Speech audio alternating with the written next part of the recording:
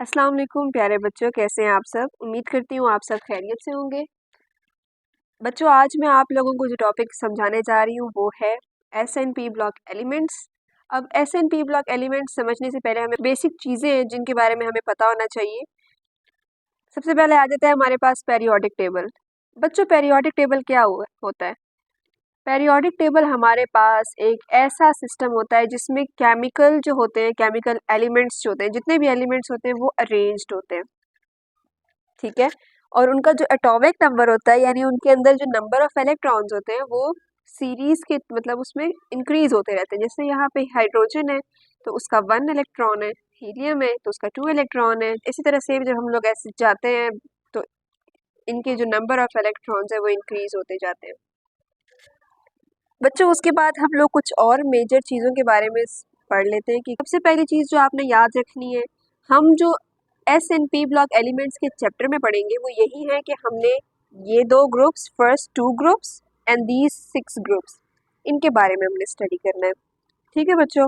बाकी जो हमारे पास यहाँ पर ये जितने भी हैं ये ट्रांजिशन एलिमेंट्स हैं, इनको हम इंशाल्लाह नेक्स्ट लेक्चर में डिटेल से डिस्कस करेंगे, ठीक है बच्चों। अब सबसे पहले आप ये चीज़ याद रखें कि वर्टिकली डाउनवर्ड जब हम जाते हैं तो उसको बोलते हैं एक ग्रुप। अब सबसे पहली चीज़ जो आपको मैंने बताई वो क्या है? वो है ग्रुप्स, ठीक है। ग्रुप्स होते क्या हैं? ग्रुप्स हमारे पास हम जब वर्टिकली डाउनवर्ड जाते हैं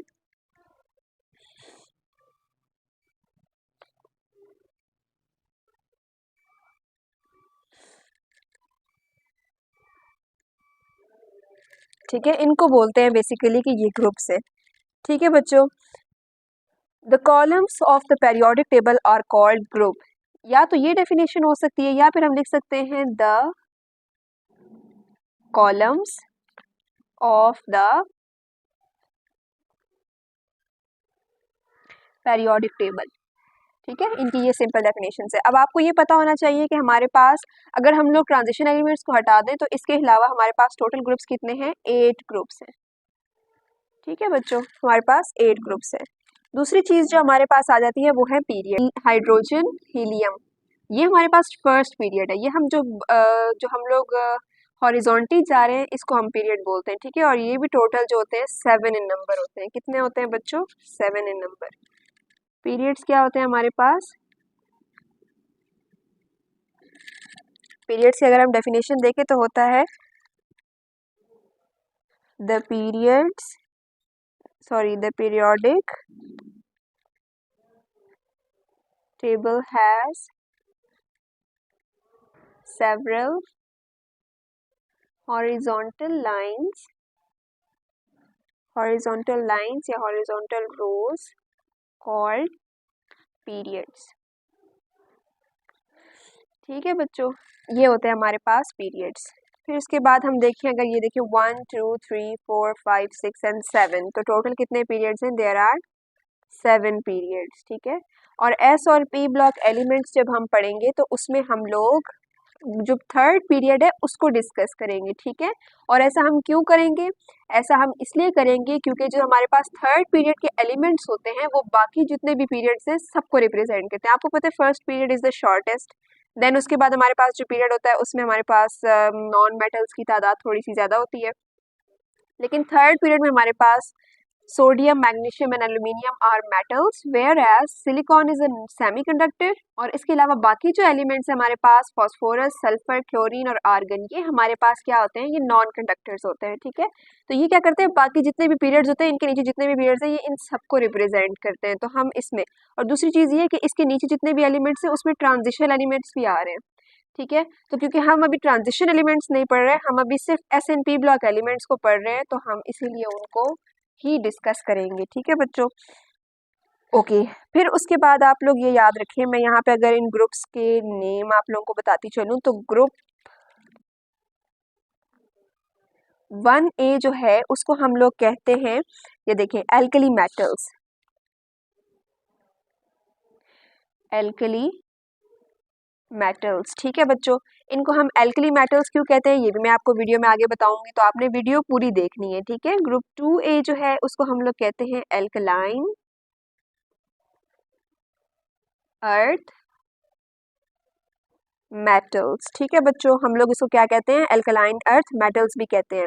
अच्छा, इनको हम क्यों कहते हैं, because all elements of this group have 2 electrons in their outer shell. ठीक है, have 2 electrons in outer shell. और आउटर शेल में जितने नंबर ऑफ इलेक्ट्रॉन्स होते हैं उसको हम वैलेंसी भी बोलते हैं। क्या बोलते हैं बच्चों, वैलेंसी। ओके, देन हमारे पास आ जाता है group 3। Group 3A। Group 3A कौन सा है बच्चों, बोरॉन, एल्यूमिनियम, गैलियम। ठीक है, ये बाकी जितने भी नीचे हैं ये सब इस ग्रुप 3A के एलिमेंट्स हैं। तो इसको हम क्या बोलते हैं, ये बेसिकली वो इसमें ऐसे एलिमेंट्स होते हैं जिनके 3। अच्छा, एक चीज आपने याद रखनी है, जिस ग्रुप के वो एलिमेंट्स है ना, जैसे अगर ग्रुप 1A है तो उनके आउटर मोस्ट में 1 इलेक्ट्रॉन होगा और उनकी वैलेंसी क्या होगी, वैलेंसी भी 1 होगी। ठीक है, इसकी वैलेंसी क्या होगी, 2। ग्रुप 3 की वैलेंसी क्या होगी, 3। ठीक है, ग्रुप 3A में हमारे पास नॉन मेटल्स होते हैं।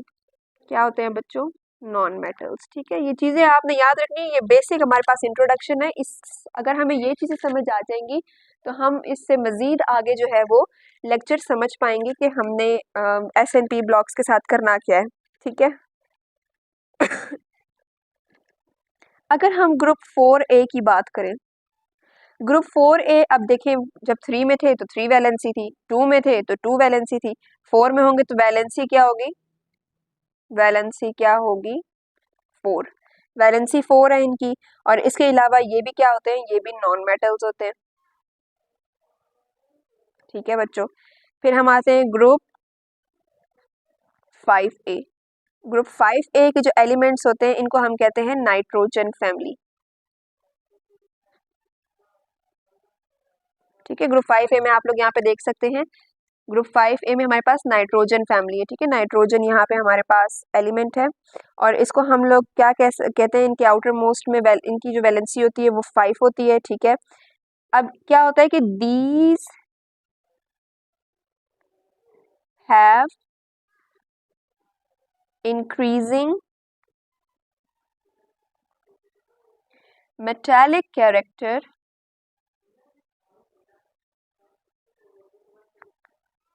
Down the group. ठीक है बच्चों, जब हम लोग जैसे जैसे नीचे जाते हैं तो इनका मेटालिक कैरेक्टर जो है वो इंक्रीज होता जाता है।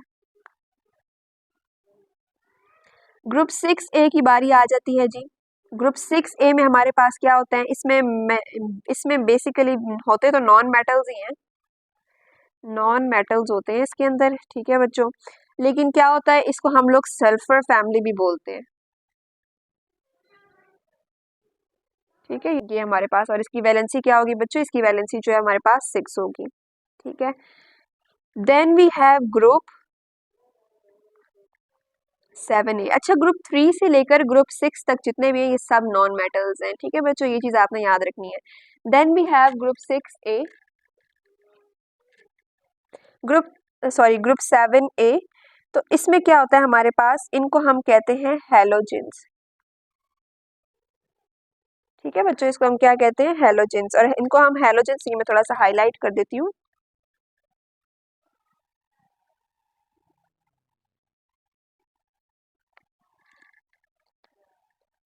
अच्छा, these are very reactive elements. इनको हम क्यों कहते हैं हेलोजेंस, क्योंकि these are reactive, highly reactive होते हैं ये। ठीक है, ये हाईली रिएक्टिव होते हैं। मैं आपको पता है, अगर हम लोग अगर देखें ग्रुप 7A के एलिमेंट्स में ये फ्लोरीन है, फ्लोरीन का अगर हम लोग यहाँ पे स्ट्रक्चर ड्रॉ करें,